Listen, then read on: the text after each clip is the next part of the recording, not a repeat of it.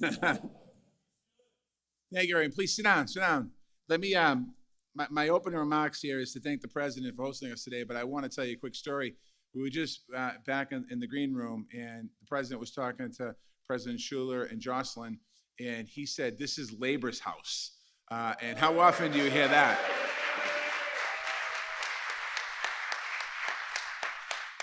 So I want to thank you, Mr. President, for hosting us all today, obviously, and your certainly unwavering commitment to America's workers, and you certainly truly are the working person's president. So thank you, Mr. President.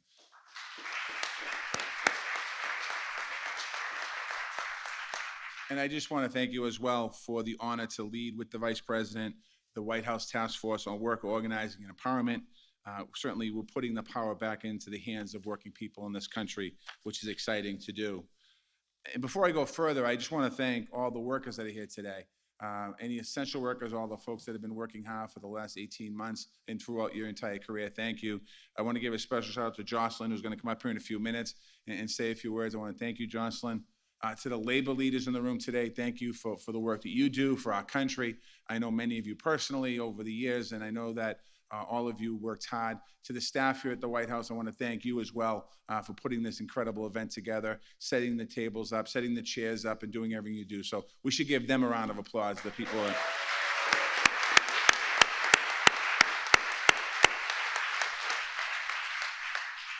Labor Day has certainly been special to me. I grew up in a labor household. My father was a laborer. I joined the laborers union. I followed my father into Laborers Local 223 in Boston. My Uncle Pat was a laborer. My families are all laborers, and we have a few plumbers as well and a few other trades as well. So it was a special day for us. It was a day to celebrate our community. It was a day to celebrate the labor movement, the men and women who built what we have today, the 8-hour workday, the weekends, overtime, pace, the protections, all the things that the labor movement has brought this country. It's been amazing. But today we have to rededicate ourselves to work to fight for workers' justice. And I know many of you are doing that every single day in your organizations and individuals that are here that do that. And today, to thank this president is what we're here for today, what he has been able to do in his very short period of time as president. The president said this Labor Day weekend has been like no other we've ever seen, no other we've ever experienced. Essential frontline workers have carried us on their backs from the beginning of the pandemic. We know that. People working in grocery stores, our nurses, our doctors, our first responders, our lunch monitors in our schools that went home and gave our kids that weren't going to school lunch every day. Those folks, we depended on them so much during the pandemic, but we depend on them every day before the pandemic, and we certainly depend on them every day now since the pandemic. It's never been more clear. Our economy, our community, our very own lives depends on working people. And that's something that is really important. We need to continue to talk about that. Our country will never and must never forget that, what the essential workers and workers have done in the last 18 months. For that reason, we are inducting essential workers of COVID-19 pandemic into the United States Department of Labor's Hall of Honor.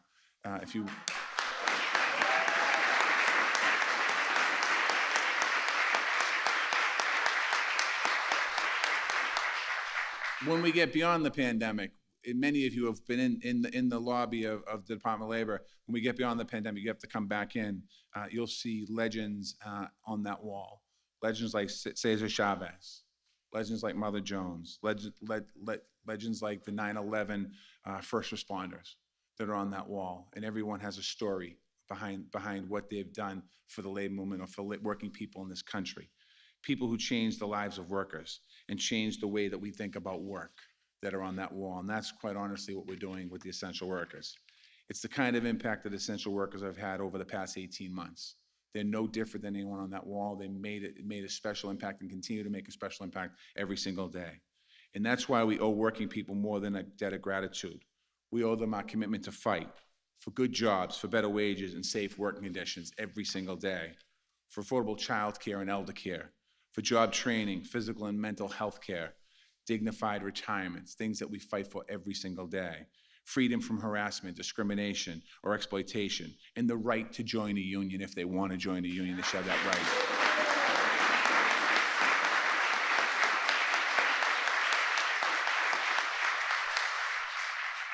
In the Department of Labor, In the Department of Labor, I should say, our mission is to empower all workers morning, noon, and night.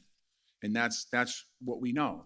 And that's why it's important for us to do that, because the President's plan would build back a worker's economy that rewards hard work, that rebuilds the middle class, that restores the American dream. We've all heard the President talk about that, whether it's in front of a TV camera, whether it's at a rally, whether it's in a private room in a union hall, or whether it's in the room next door here. That's what he believes in his soul. And it's something that I'm honored to serve as this President, Secretary of Labor. I'm honored to be here today for this great event.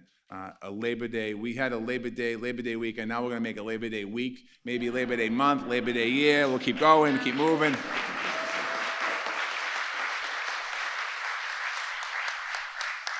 But I have the great honor to introduce a champion of workers and a good friend and a great labor leader, the new president of the AFL-CIO, Liz Schuler.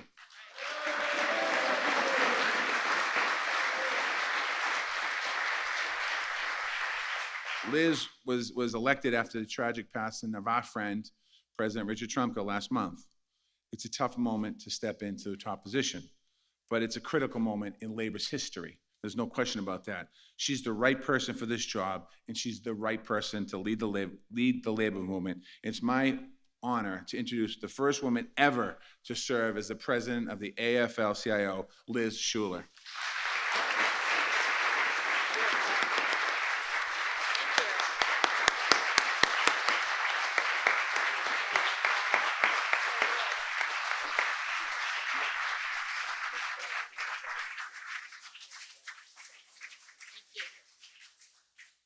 All right, good morning.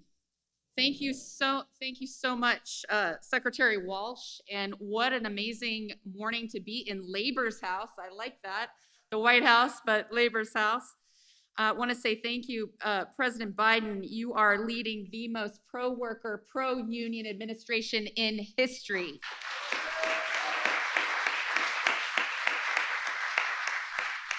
And our labor movement is the single most powerful force for progress in the United States. That's right. And in the past 2 centuries, industry by industry, in factories, mines, mills, we challenged inhumane conditions. We created safety standards. We transformed grim, dangerous work into good, sustainable union jobs. And this administration gets it, because that's how unions built the middle class, and that's what we're gonna keep doing. And that's why we celebrate Labor Day, and it's what we celebrate on Labor Day. Along with the working people who, through so many challenges, are still delivering, feeding, teaching, caregiving, cleaning, building, rescuing, serving, and in so many ways, lifting up our communities. We were, are, and will always be essential. And Labor Day was brought to you by the labor movement. And we would say that's an innovation the labor movement brought, was the weekend, to make life better for everyone. And to meet this extraordinary moment, we are building a modern, inclusive labor movement, a movement in every sector, every community, with women and people of color moving from the margins to the center. And unions, because unions are the best way to guarantee equal pay, close the wage gaps, and fight discrimination at work. We create pathways to the middle class, for veterans, for those who've been sidelined, for everyone. The power of a good, sustainable union job is life-changing. And that's why an overwhelming majority, you probably saw last week, the Gallup poll, 68% of the public approve of unions, and 77% of young people, which is the most encouraging, support labor unions. Highest approval rating in 50 years. From tech to transportation to sanitation and more, working people are choosing to stand together in unions. Everything is lined up. We've got the public on our side, workers standing up and taking risks, and the most pro-union administration in history. This is our moment, and shame on us if we don't take advantage of it. But with labor laws written in 1935 and the corporate attacks that have chipped them away over time, you know today it's easier actually to stop a union than it is to form one. And that's why we need to pass the PRO Act, now named in Rich's memory, the Richard L. Trumka Protecting the Right to Organize Act. And we need the Public Service Freedom to Negotiate Act right alongside it. This is the foundation of our Workers' First agenda. And this is the worker-centered change that we voted for in the last election, and that this administration is delivering with the Build Back Better plan. So we're putting everything we have into it. We're gonna pass it. Every working person and every family in every state would benefit in some way. Child care tax credits, the first ever federal paid family and medical leave benefit, a long overdue path to citizenship, infrastructure investments, apprenticeship programs, American-made industries, American supply chains made with good union jobs.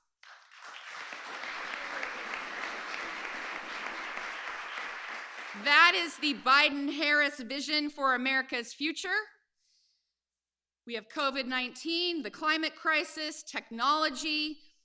All of it has radically changed our lives and work. We are not going back to how it was before. And I hear from working people all across this country, we won't risk our lives in this pandemic for an unreliable, low-wage job. Our system of care is broken, and it should be seen as critical infrastructure. And we shouldn't have to work 2 or 3 jobs just to make it. 1 job should be enough. And it's the labor movement that will lead the transformation. We are innovating and fighting for what will be the next weekend. And with the game-changing leadership of the Biden-Harris administration, we will build back better with unions. That's right. To win in America where every working person has the right to a good, sustainable union job. And with it, an expansive new American middle class. The labor movement is open for business. We're just getting started, folks. Thank you so much.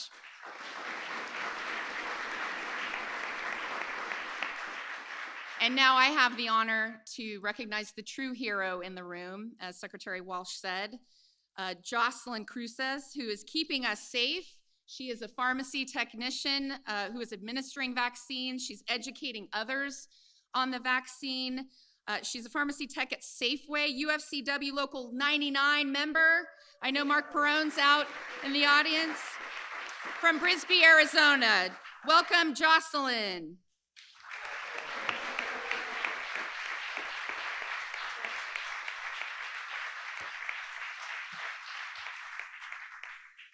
Hello and good afternoon. My name is Jocelyn Cruces, and I am an Arizona essential worker and member of the United Food and Commercial Workers Local 99, working as a pharmacy technician at a Safeway in Bisbee, Arizona. This past 18 months have been difficult and tested all of us in different ways. As a COVID survivor who was on oxygen for 30 days, I know in firsthand how dangerous this pandemic has been for workers like me, who couldn't stay at home and losing my beloved mother to this virus past last year. I also know how devastating it has been for so many families across the country. After I survived COVID, I was afraid to go back to work, knowing how real the danger was. But my union and my customers showed me so much love and support. They are the ones that helped me feel better when I got back to work. When the COVID-19 vaccine became available, I got it and decided to apply to administer the vaccine at Safeway and got certified by the state to help protect even more essential workers. I enjoy going to work every day now because I help save lives by administering vaccines and helping so many in my community to keep themselves, their families safe. I'm also thankful whenever I have the opportunity to share my story and help other people make the choice to get their vaccines. It is the best feeling. When I had COVID, I was worried I wouldn't make it. If you are not vaccinated, I hope my story inspires you to go get that vaccine. In these uncertain times, I'm thankful to our leaders who are standing up for all workers. Working parents like me need pro-work policies like the child tax credit. That is providing so much support and financial assistance that helps so many of us provide for our families. As COVID risks continue for workers like me, we need the Congress to do more by passing the Build Back Better legislation that would do much to support American working families. I'm so thankful to be able to share my story today at the White House and to be a voice for workers and labor across the country. I now, it's now my honor to introduce the 46th President of the United States, Joe Biden.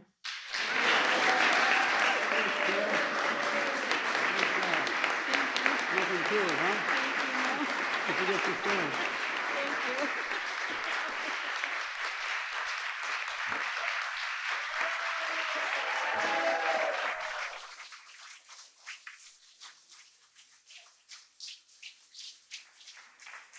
Jocelyn, please.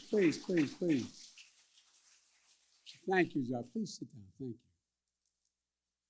Thank you. Nothing to it, is there, Jocelyn? Just walking in and stand at the podium and speaking in the White House. Nothing to it. You did a great job. Thank you. Thank you. Before I really begin, I want to say that I think one of the biggest things that's changed is my dear mother, God bless her soul, used to say, out of everything bad, something good will come if you look hard enough for it.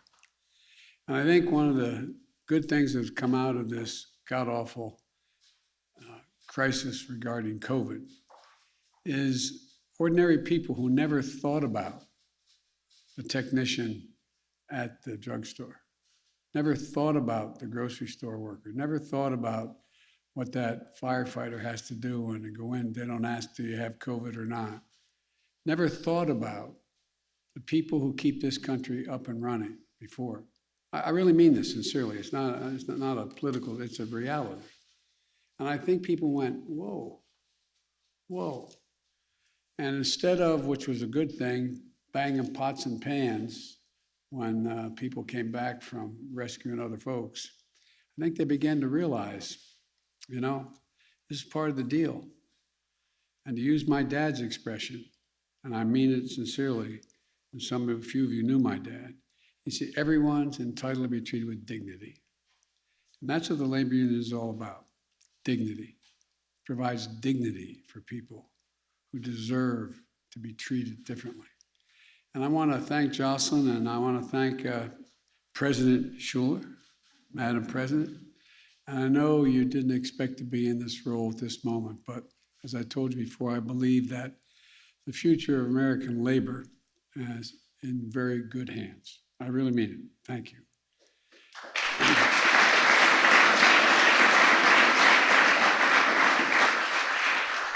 And I want to welcome everyone to the White House. And I really mean that. This is your house. It's not hyperbole. It's a fact. This is your house. I wouldn't be here without you. That's, again, not hyperbole. In my White House, you'll always be welcome. Always be welcome. Labor will always be welcome.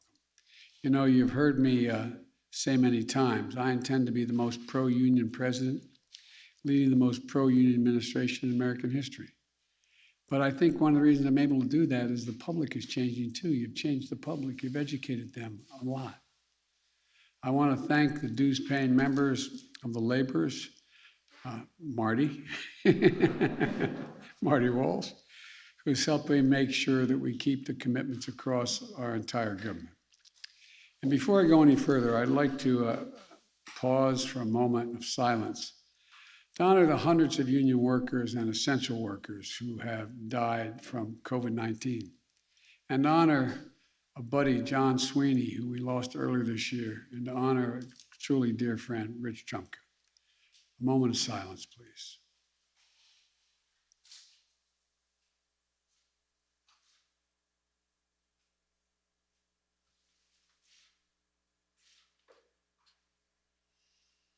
Thank you. This is real. One of the things I admired about Rich is that he understood what people in this economy are really facing. He, like most of you, felt it in his bones. He understood what had happened to workers in this country, like you do. I've got to know a lot of you really, really well. You just feel it. You taste it. You understand it. I get kidded by my staff for all these years, and I say, I trust the person most who arrives at the right decision when it starts in their gut, it goes to their heart, and then they have the ability to articulate it because it goes to the brain. They're the ones that never back down. They're the ones that stay with you. The ones who arrive at it intellectually are the ones that first, I welcome that, but they're not the ones who are stay to the end. And, Rich understood the past and the challenges, like so many of you who lived and led through these moments. But he also understood the future. I think he understood who built this country and the tools that were needed to build it back and build it back better. You've heard me say it 100 times. We're the only country in the world that goes into a crisis, and when we come out of it, we're stronger than before we went in it. That's by building back better. We're going to build back better. We have to. We must. We will. Because that's who we are. That's what America is. On Labor Day, we honor the dignity of the American worker. And every day we remember that America wasn't built by Wall Street. They're not all bad folks on Wall Street. I'm not suggesting that. But they didn't build America.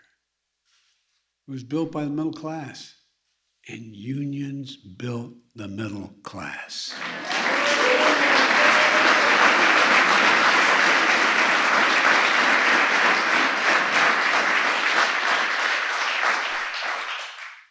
You gave workers a voice. All the way back from my great-grandfather Blewett, who was a mining engineer. Back to the days of the Molly Maguires and all the way, and folks were treated in Northeast Pennsylvania, the coal mines. You gave people a voice. Molly Maguires, they were a little tougher. You gave them a hard time, you ended up on the doorstep in a bag. But, think about it. What are the basic things? My dad used to say, we just ought to give people ability to just be able to take a deep breath, have a little bit of breathing room. And what are those things? Well, healthcare, a pension, God willing, higher wages and a safer workplace, and protections against discrimination and harassment. That's not asking too much. We fundamentally transformed how we live and how we work in this country. The reason we have is because of the victories won by labor. I'm going to be a bit repetitive. The 8-hour day, the weekend, time and a half for overtime, safety standards, sick days, victories for all of us. Because I might add, I notice when you all do that, everybody benefits, whether they belong to a union or not. Whether they belong to a union or not.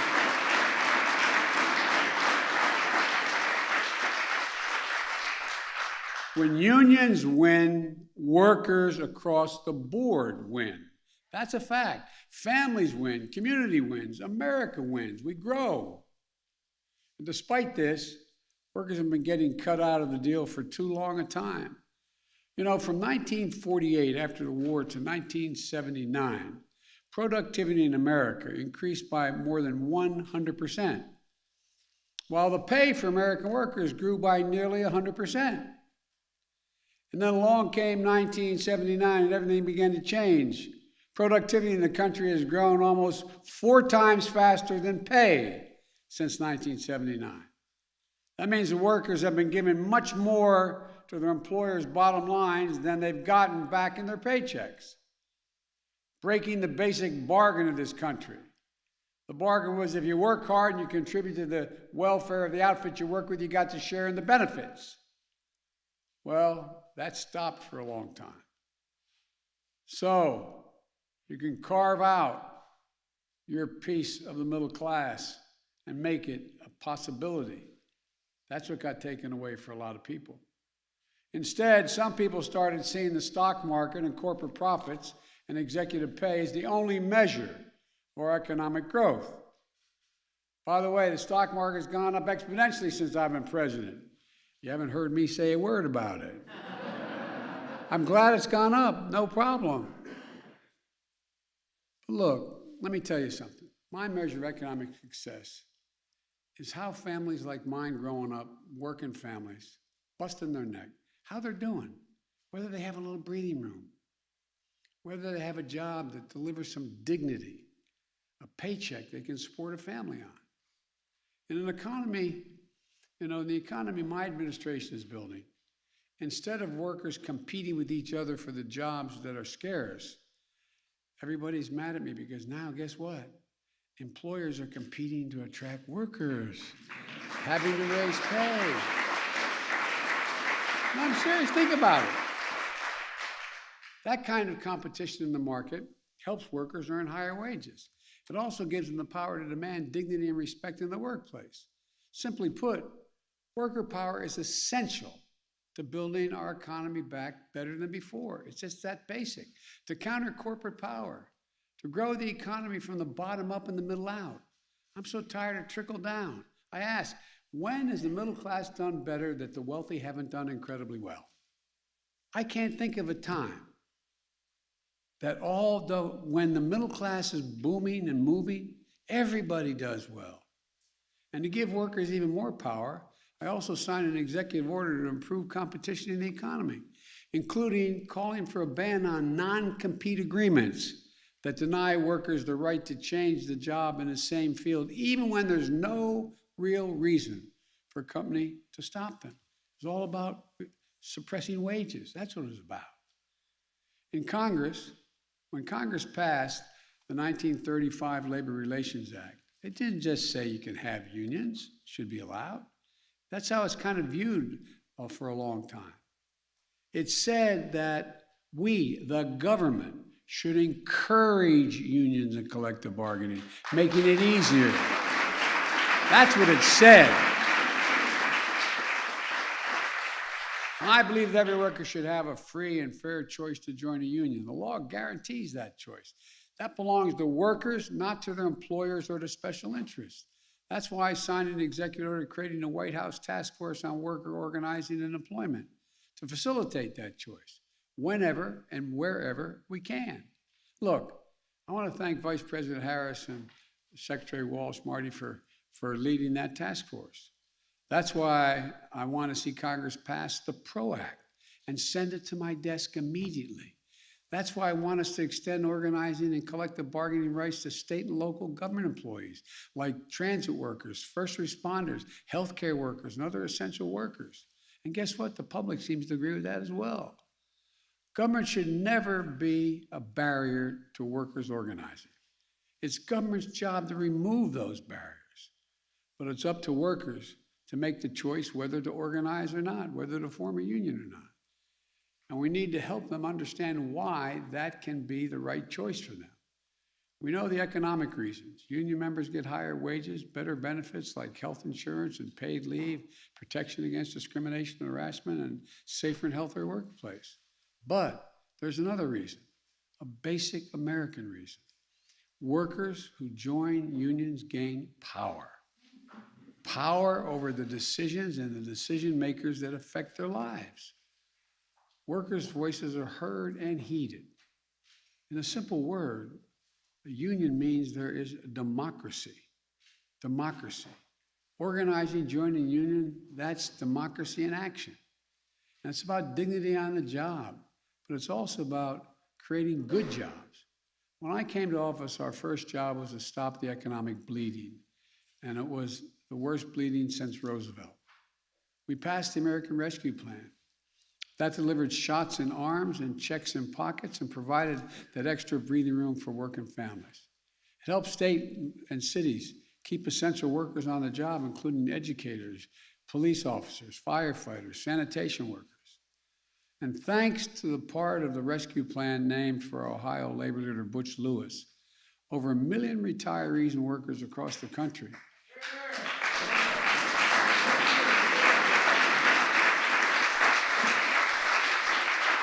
they can trust that the pensions they work for and sacrifice to secure will be there for them.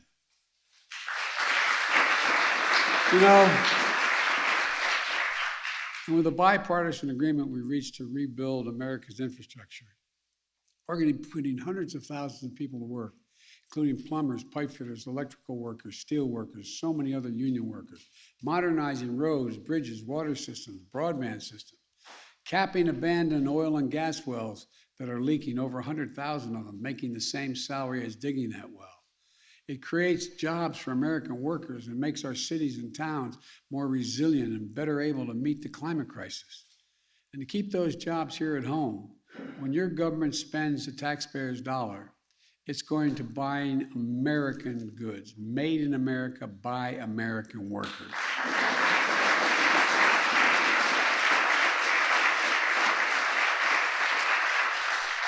Look, over the years, the Buy America Act became a hollow promise. It's been there for a long time.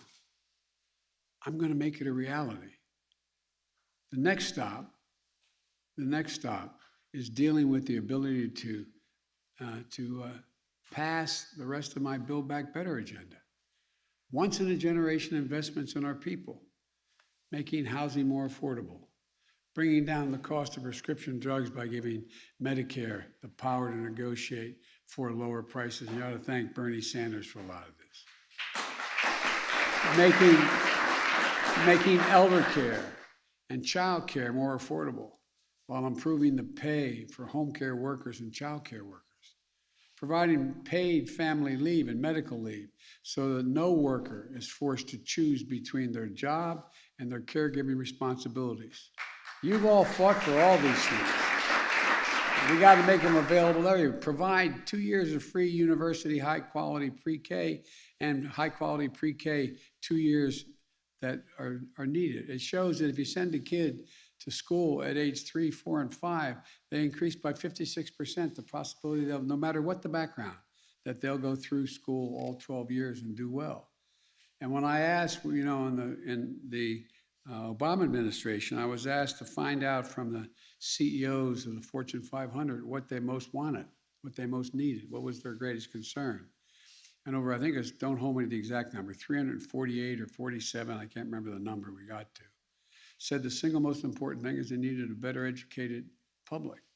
But guess what? They weren't paying for it. And guess what? Does anybody think if we were starting off from scratch, setting up public education, we'd say 12 years is enough in the 21st century? So look, we have to invest in high quality job training and apprenticeships in fast growing sectors. Compete to give middle class families a well-deserved tax cut for daycare and health care. And provide a significant monthly tax cut for working families with children. That's what it is. Everybody talks about my child tax credit. It is a tax cut for ordinary folks. That's what it is.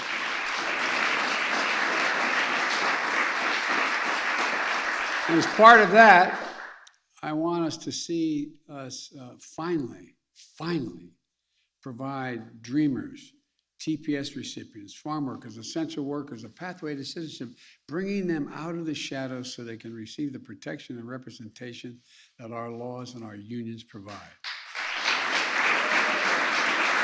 Folks, we're making progress. Our economy has added 750,000 jobs a month on average during the past 3 months since I've been here. There are more than 4 million jobs since I took office. In the first half of this year, our economy grew fast at a fastest rate in 40 years. Unemployment is down. My Build Back Better investments are going to allow us to keep and progress and move further in the years to come. Just want to add one more thought in closing. While the pandemic has prevented me from traveling as much as I'd like, I've had a chance to meet with many of your brothers and sisters and many of you. The proud UAW members building cars and trucks in Pennsylvania and Michigan, and noting that the big three have decided that, along with the support of those unions, going electric, so we own that market. Steelworkers in Portsmouth, Virginia. I remember longshoremen and firefighters in Columbus, ASME workers in Allentown, IBW workers and iron workers and nurses and grocery store workers in Cincinnati, plumbers and gas fitters in Maryland, AFT teachers in Virginia. And by the way, of course, I sleep with an NEA member every night, same one.